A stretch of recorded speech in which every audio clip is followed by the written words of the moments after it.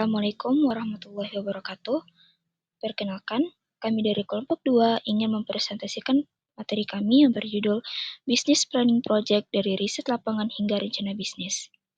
Namun sebelum itu, izinkan saya memperkenalkan nama-nama anggota saya, yaitu ada saya sendiri, Putra Aulia Sri Hadoya, dan beberapa teman saya, yaitu Rizkina Eka Santi Mandagi, Kurnia Sri Purnama, Kusna Aulia, dan Kipli. Di sini kami mewawancarai usaha Mitra Isana Simpong, dan maka dari itu saya akan membaca latar belakang dari usaha ini. Usaha Mitra Hisana Simpong merupakan salah satu cabang waralaba Hisana Fried Chicken yang berlokasi di Luwuk, Kabupaten Banggai. Usaha ini mulai beroperasi pada bulan September 2022 dan telah berjalan selama 3 tahun. Berdirinya usaha ini dilatar belakangi oleh keinginan pemilik untuk beralih dari pekerjaan kantoran menjadi wirausaha mandiri. Pemilik memilih untuk fokus membangun usaha sendiri karena ingin memiliki waktu yang lebih fleksibel serta peluang untuk mengembangkan potensi di bidang kuliner. Seiring berjalannya waktu, Mitra Hisana Simpong berkembang menjadi salah satu pilihan kuliner cepat saji yang digemari oleh masyarakat. Dengan harga yang terjangkau, rasa yang lezat, dan pelayanan yang cepat serta ramah. Hisana berhasil menarik perhatian konsumen dari berbagai kalangan, mulai dari pelajar, mahasiswa, hingga pekerja kantoran. Dalam menghadapi perkembangan zaman, Mitra Hisana Simpong juga terus beradaptasi dengan teknologi modern, seperti menyediakan layanan pemesanan online melalui aplikasi Grab dan Maxim, serta menerapkan sistem pembayaran kris dan mesin EDC. Upaya ini dilakukan untuk meningkatkan kenyamanan pelanggan serta memperluas jangkauan pasar. Selanjutnya yaitu observasi lapangan.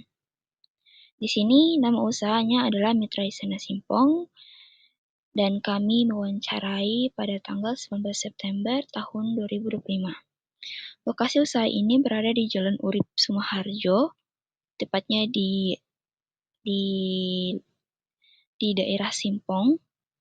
Dan metode wawancara kami yaitu mewawancarai langsung dengan pemiliknya, lalu mengobservasi kegiatan operasional serta mendokumentasikan lapangan, seperti video dan foto.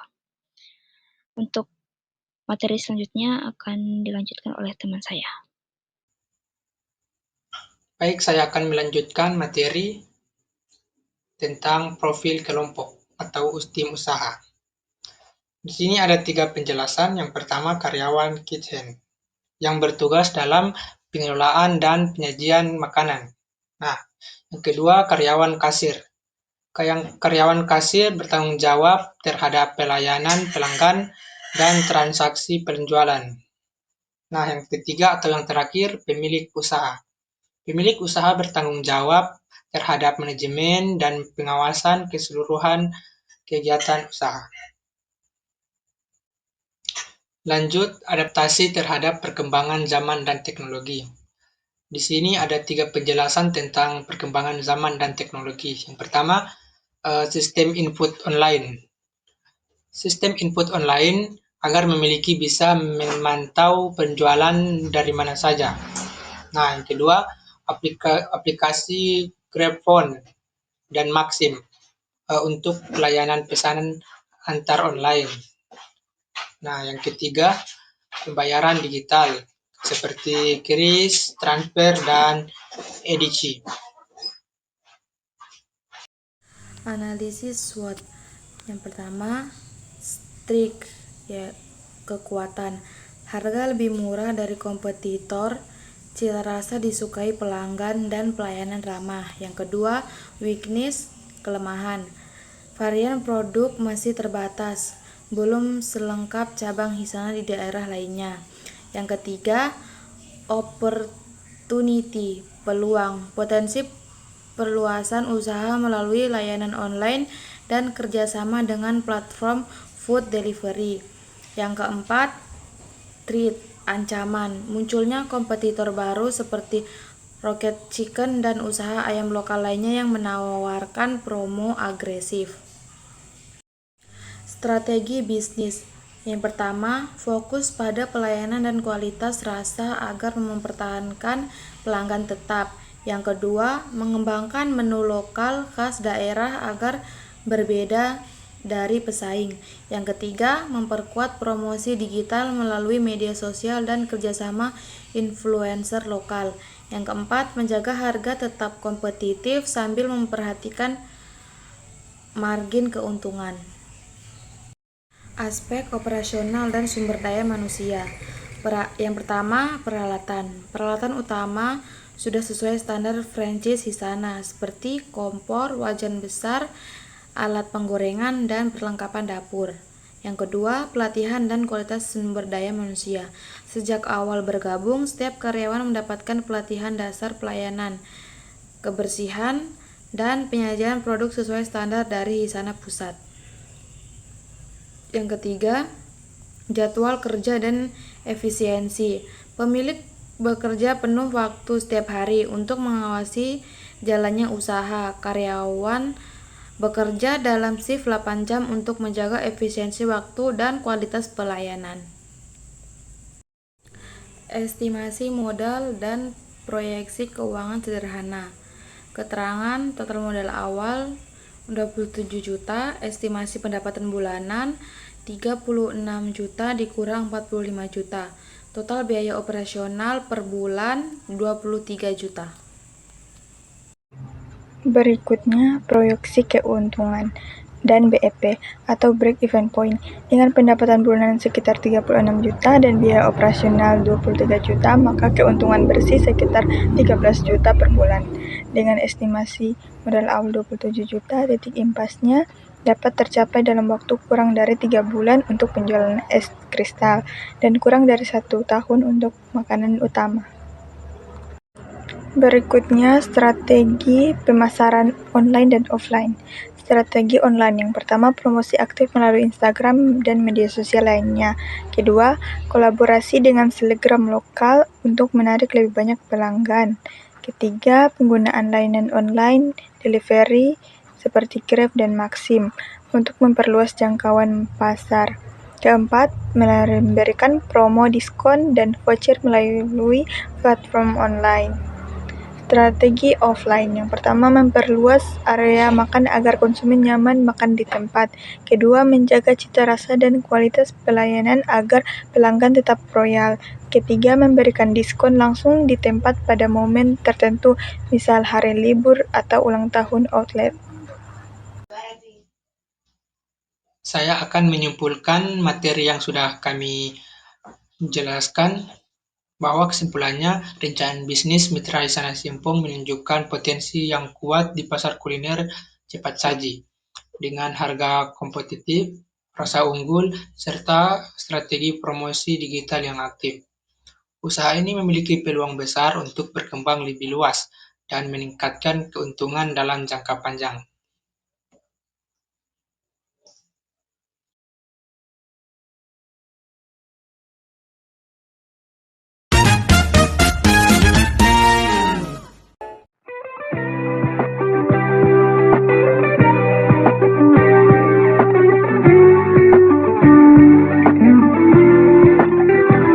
Halo guys, saya lagi di perjalanan menuju ke Hisana Simpong. Ini so dekat di sana. Saya berharap sampai teman-teman so ada sih. Ternyata ya belum ada sampai teman-teman.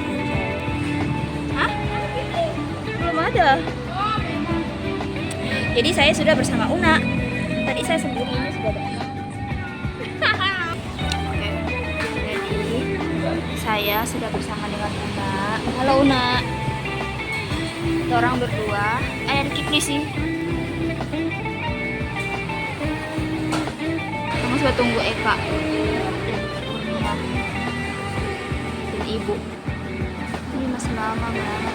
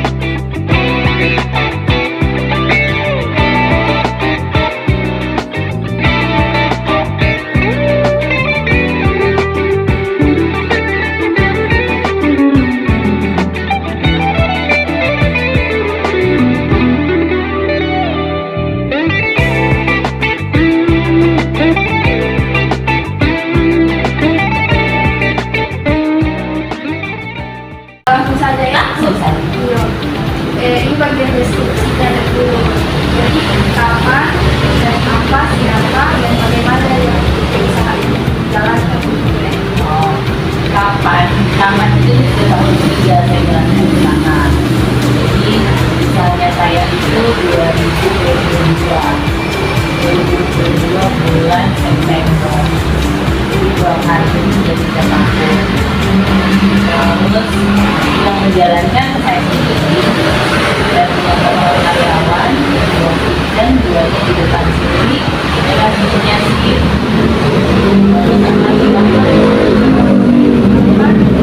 Apa yang melakukan melatar belakang ya.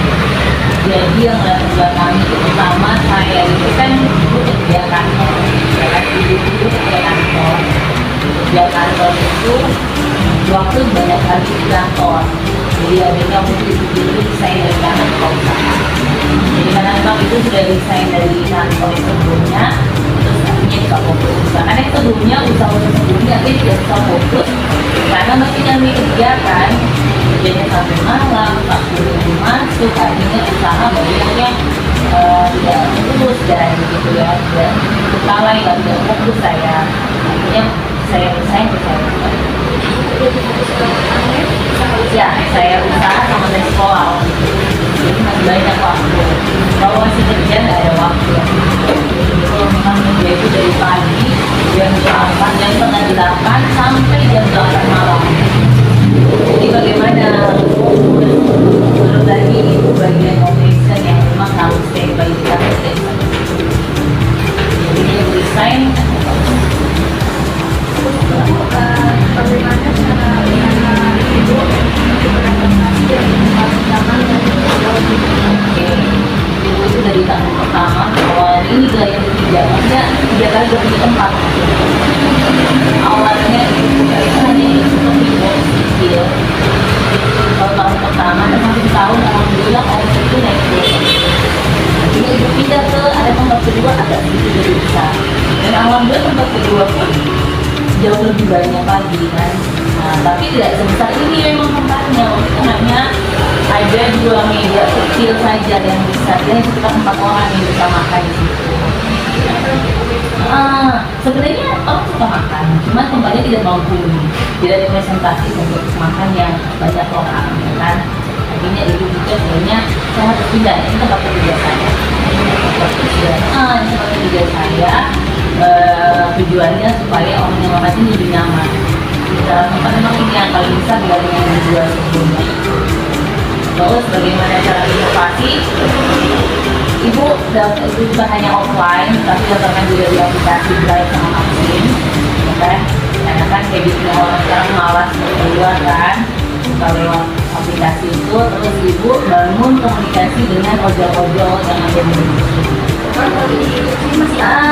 Masih banyak kan ojol-ojol Alan Kulit, terus apa ojol apa lagi nih yang sering kesini nih? Ada berapa? Di luar saking sama saya via WA.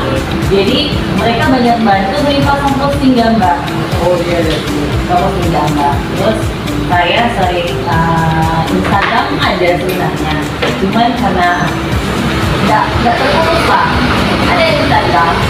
Jadi karena harusnya kan memang fokus di situ juga kan. Cuman karena memang sudah tidak terhandle sama ibu, jadi saya banyak dibantu sama teman-teman yang saya tag di posting ulang. Terus caranya saya buat lokal. Saya misalnya diskon, misalnya kalau makan di tempat itu dari SP. Terus kalau misalnya ini kan selama 3 tahun kan itu 3 tahun nih kapan terakhirnya, kapan ada gajinya gitu kan, kapan yang memang awal bulan gajian itu lalu setengah sampai akhir bulan itu ada minggu. Nah pada saat yang minggu itu inovasinya itu ngomong-ngomong di sini ada jadi sosis kalau makan di sini supaya mau mancing orang sampai datang gitu. Karena kalau orang makan di tempat itu banyak, itu masuknya banyak sama ayam, mereka beli minuman. Pasti kan orang makan pasti beli minuman. Jadi ibu bagaimana inovasinya orang itu datang makan di sini bukan kayak gitu. Karena kalau datang makan di sini mereka harus beli minuman. Setelah profit dari minuman ini kita kepada masyarakat. Jadi kita jalan di sini. Dan Oh iya, biasa suka seleb-selebgram melu dan saya minta mereka promokan. Nah, saya lihat yang mana teman-teman yang banyak followersnya, banyak pengikutnya, anak-anak gaul dari dulu lah. Saya buatkan materinya, videonya atau flyernya, tolong dong di posting di story atau di Facebook. Nah, kalau kita kan membantu kan.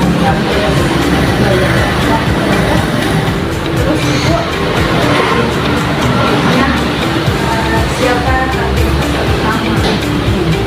Dan usia, profesi, sama lokasi. Nih, kalau target wisata ini kan sebenarnya dia menengah ke bawah. Targetnya itu karena dari segi harga jauh lebih murah kalau dibanding X, kan? Targetnya itu sebenarnya tidak spesifik, gitu ya. Karena setiap ini customer di sini tuh mulai dari anak-anak juga ada, orang dewasa, orang kantoran juga ada, kayak pemasaran teman-teman kuliah juga ada. Jadi untuk itu spesifik ke umur berapa itu enggak, karena usaha ini, makanan ini bisa diterima oleh semua umur, baik itu anak-anak, dewasa maupun orang tua, bekerja single atau sudah berkeluarga, semua bisa konsumsi. Jadi tidak spesifik. Cuman oh ya tadi itu kalau kayak program itu sering buat program ulang tahun, TK, SD gitu kan. Jadi itu buat flyer terus itu juga di TK dan itu lumayan membantu. Ulang tahun mereka pasti waktu. Inovasinya apa? Pengantaran gratis, tidak perlu pakai ongkir lagi. Kalau kita yang segmen tidak ada spesifik tuju ke satu umur, satu segmen misalnya, karena makanan ini bisa diterima oleh semua orang. Bebas, tapi memang mayoritas adalah pelanggan konsumen menengah ke bawah. Kalau menengah mungkin kan lain mereka bangsa itu